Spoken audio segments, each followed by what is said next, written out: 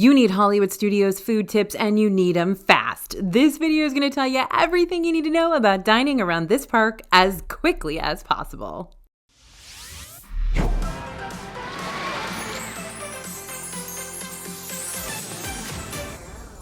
Hey everybody, it's AJ for Disney Food Blog. We're back in Hollywood Studios today to eat and drink around this park while showing you what's changed, what's worth it, and what needs to be on your radar. Let's go. Hate to start out on a somewhat sour note, but I gotta address the Hollywood Studios elephant in the room here, or should I say the Muppet in the room.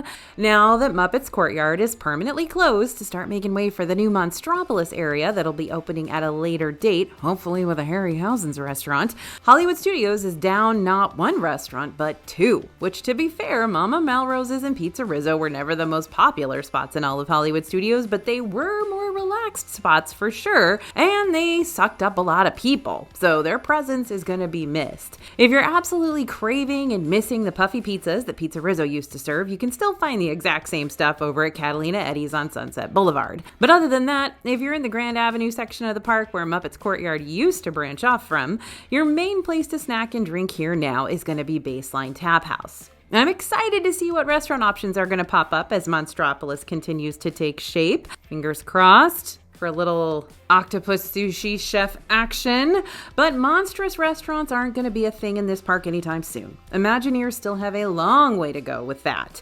If you want to keep up with new openings and closings and limited time Disney World events to see what's going on inside the parks all year long, go ahead and scan the QR code you see on the screen right now, or click on the link in the description for disneyfoodblog.com/WDW calendar, and you can pick up our free 12 months in Disney World calendar. We update it all the time to make sure you're always in the know before you go.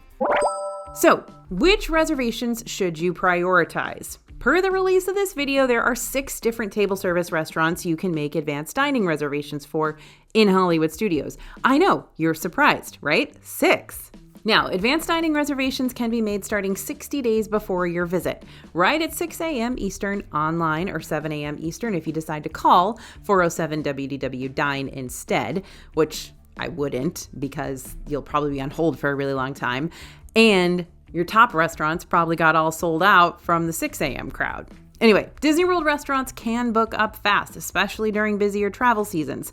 So I'm going to quickly rank all 6 of Hollywood Studios table services based on how quickly their advanced dining reservations tend to fill up, just so you know which reservations you need to prioritize. Now, no matter where we rank these restaurants, it's still a good idea to be proactive when it comes to all your must-try dining reservations, since anything can book up solid the closer you get to your theme park visit. So, the restaurant that's the least likely to book up as of right now is Hollywood and Vine on Echo Lake. This might be the only character dining experience in Hollywood Studios, but if folks are really looking for a solid character dining experience with Mickey, Minnie, and friends, the Hollywood and Vine buffet isn't everyone's top tier choice. That being said, the fact that the characters change up their wardrobe depending on the season is a fun extra touch. And now that Mickey and Minnie are greeting at breakfast too, this one might get a little bit harder to book. We'll keep you updated. Next in the list is Hollywood Brown Derby off Hollywood Boulevard. Back in the day, this signature restaurant used to book up a whole lot faster than it does right now, but I think that people have found out that you can often get a walk-up wait list for the Hollywood Brown Derby Lounge and still order off basically the full restaurant menu. So that's caused advanced dining reservations for Brown Derby to be a little less in demand.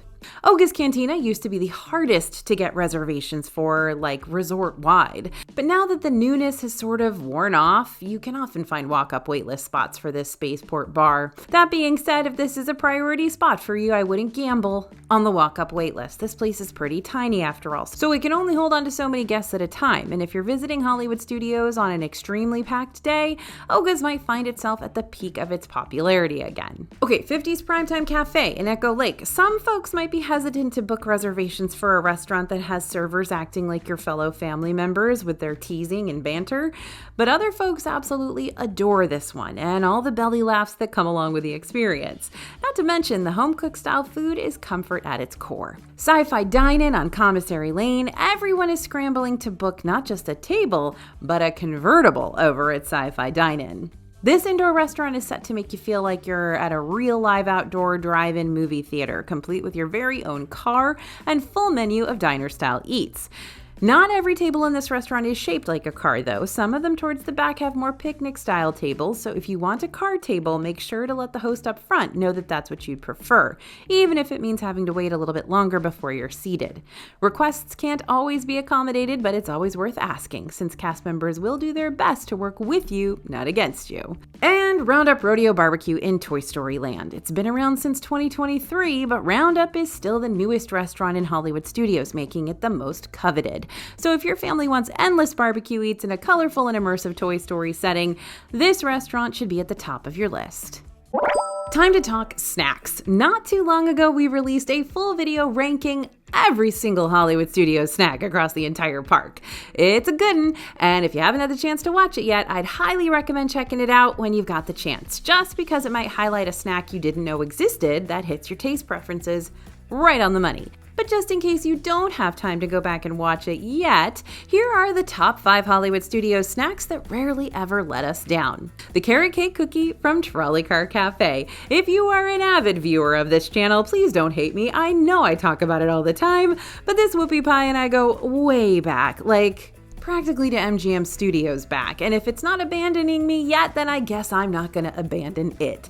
Note that this carrot cake cookie is served chilled, so if you take a bite out of it immediately, that vanilla icing in the middle might taste kind of gummy, so just give it a moment to thaw, and I promise it'll taste 10 times better. It's cream cheese frosting after all, so it's gonna be kind of cheesecakey unless you let it sort of thaw out a little bit. Next, those Ronto wraps from Ronto Roasters. Now this is wild, but in just the past couple of months, I've had multiple people, unprompted mind you, tell me that the best thing they ate in Hollywood Studios during their last visit was the Ronto wrap. And hey, I cannot blame them, because these space hot dogs from Galaxy's Edge are tasty and filling, and they won't break the bank. You can also find the breakfast version of this snack in the morning before 11 a.m., which is my favorite, as well as a plant-based Zuki wrap option too, available at this location until it closes at 3 p.m. Now don't stress, friends, even if you aren't able to grab your space hot dog before Ronto Roasters 3 p.m. closing time, the classic Ronto wraps become available over at the neighboring Docking Bay 7 right as the clock strikes 3. Jack Jack's Num Num Cookie at the Market and Neighborhood Bakery is next. Animation Courtyard might not be a huge snacking district for Hollywood Studios, but those Num Num Cookie tarts are not to be trifled with. This thing is huge. Thick cookie tarts that are served to you all nice and warm so that the chocolate chips baked inside are deliciously melty when you bite into them. Next on our list is the tachos from Woody's Lunchbox. This will not be the last time you hear about Woody's Lunchbox today, because we love this little Toy Story Land quick service, but the tachos are definitely one of the biggest reasons. For lunch and dinner, the tachos are loaded up with corn chips and chili and cheese, but if you come during breakfast before 11 a.m., you'll find them covered in smoked brisket country gravy, scrambled eggs, and a sprinkling of green onions. There are also plant-based tachos on the menu made with plant-based versions of chili and cheese. And those savory waffle bowls from Fairfax Fare. Perhaps I love the crunchy sweet waffle bowl texture mixed with whipped, creamy, and buttery mashed potatoes a little bit too much, but the savory waffle bowls that have been available on Sunset Boulevard for the past couple years now have become a reliable and go-to option. The meat-based waffle bowls come in 3 different varieties: barbecue beef brisket, Korean barbecue pork belly, or my personal favorite, buffalo chicken. But if you want a plant-based option, you can always try the soba noodle bowl instead, which is also good. It just doesn't have the creamy, dreamy mashed potatoes like the other versions do.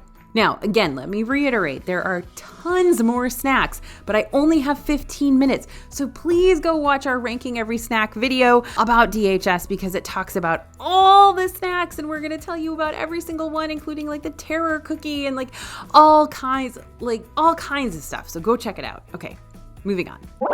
Now that we've talked about table services and snacks, we're going to talk about the fast food options, the quick services.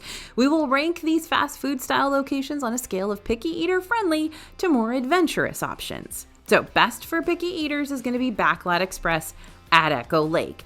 Welcome to the land of burgers, fries, and the best chicken tenders to dip in plastic cheese. Backlot Express is themed to look like a production warehouse. It's got plenty of seating options, and while the menu isn't huge here, your family who likes to live off Mickey D's when y'all are back home are bound to find something you're gonna love. If you're an adventurous eater trapped in a group of picky eaters, not to worry. There are still a few more adventurous choices on the Backlot Express menu, and by adventurous, I only mean things that you wouldn't normally find maybe in a theme theme park.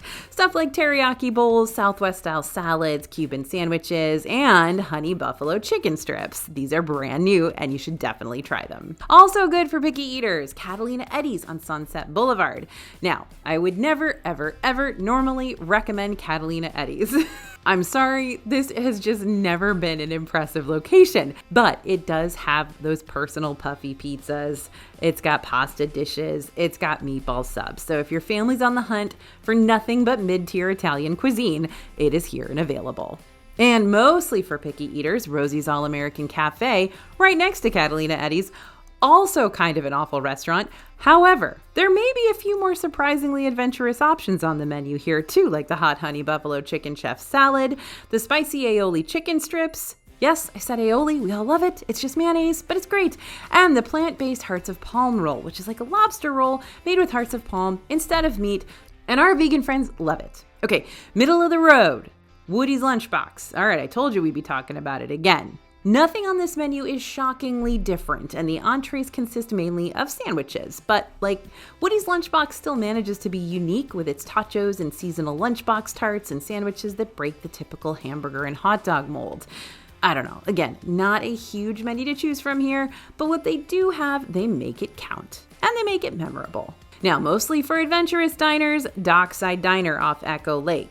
You might not consider a hot dog stand adventurous per se, but here in Hollywood Studios it is. You get your classic hot dog options, but you can also get unique ones like the California BLTA dog, a hot dog on a pretzel bun, and a hot dog loaded up with bacon, macaroni, and cheese. Do I still prefer grabbing a space hot dog over at Ronto Roasters more than a hot dog from Dockside?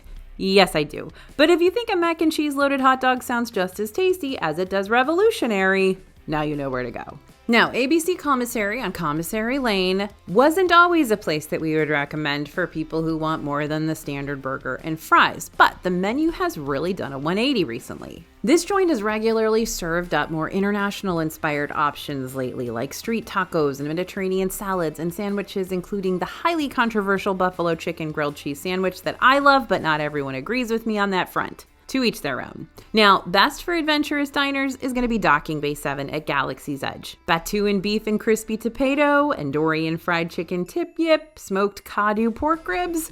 There's a reason why Docking Bay 7 is at the top of our adventurous dining list. The food here at its base is familiar. I mean, the Andorian fried chicken tip yip is literally rectangular chicken nuggets. But the presentation and the extra ingredients can make these entrees feel a little bit otherworldly. So another Disney World park, Epcot, might be the best known for its drinking around the world escapades in the Disney World scene, but you can easily find tasty drinks, both alcoholic and non, around all the different Hollywood Studios lands too. On Hollywood Boulevard, head to Hollywood Brown Derby as well as its attached Brown Derby Lounge, because they change up their spirits regularly, but you can usually rely on this place to have their famous grapefruit cake martini on the menu based around their classic grapefruit cake dessert. If you're visiting this signature restaurant but you don't want to try something from the long list of cocktails, ask about what specialty mocktails are available. Hollywood Brown Derby enjoys serving up unique flavored sodas and topping them off with a signature glow cube. Now, Echo Lake is where you're going to find the sit-down restaurant 50's Primetime Cafe, which is the keeper of one of our favorite non-alcoholic ice cream desserts, the PB&J Milkshake. But if you want to boozy things up a little bit, Primetime has another PB&J-based drink, the Tune-In PB&J Cocktail, made with peanut butter whiskey, blackberry brandy, Bailey's Irish Cream liqueur, and a maraschino cherry on top. Commissary Lane might not be the first place you think about when you think of fun drink options, but Sci-Fi Dine-In is a sit-down restaurant that takes their family-friendly shakes very seriously. You can find flavors here like Oreo cookie, chocolate, vanilla, and even non-dairy options available upon request. And the ABC Commissary Quick Service may not have ample options when it comes to specialty drinks, but they do have a nice refreshing watermelon margarita here for those who are 21 and over. Like I mentioned before, Grand Avenue's main option, aside from the ice-cold hydraulic snack stand, is going to be Baseline Tap House. But the good news, Baseline is known for serving up a nice beer selection, including beer flights. Not a beer drinker? That's okay. We're also a fan of the non-alcoholic Agua Fresca strawberry hibiscus drink here that you can usually get free refills of too. Galaxy's Edge is the place to be if you really want out there experimental drink options. You're in a galaxy far, far away after all.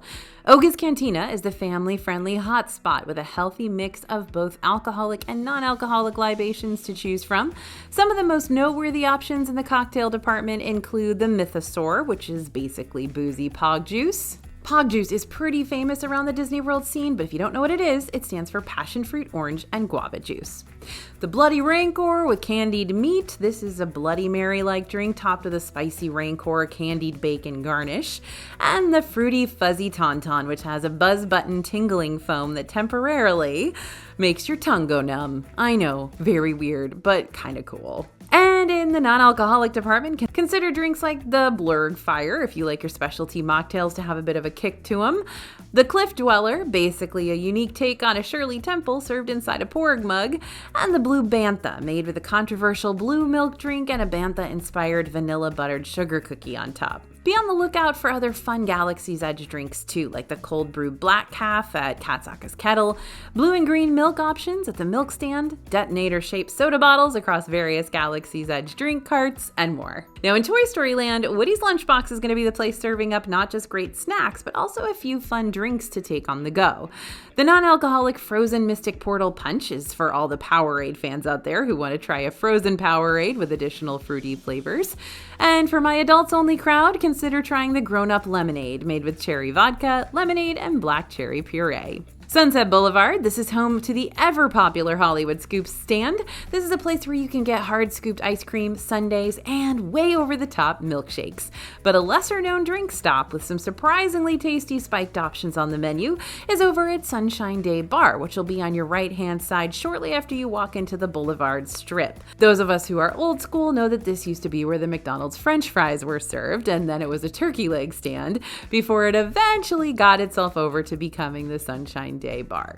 This unassuming kiosk has a few fun and refreshing options to choose from, including the Blackberry Moonshine Lemonade and a frozen strawberry daiquiri. And finally, over at Animation Courtyard, your alcoholic beverage selection will be fairly limited, but you can get a pina colada at the market. This is also where you're going to find one of the two Joffrey's Coffee and Tea kiosks. The other is located off Sunset Boulevard at the exit of Tower of Terror. So, what else do you need to know before you chow down around this red carpet park? Guess it's time for a dining lightning round. First, be on the lookout for seasonal treats. Hollywood Studios is all about its seasonal menu items. There's so many of them. You never know what's going to be available during your next visit, but that's also part of the fun. There's always something new that you might want to track down. My advice, if you're on the hunt for seasonal treats, is go check out Hollywood Scoops for exclusive milkshakes and sundaes, Woody's Lunchbox for holiday-specific lunchbox tarts, Epic Eats for limited-time loaded funnel cakes, and lots of the menus around Galaxy's Edge, especially if you're planning a trip around May the 4th.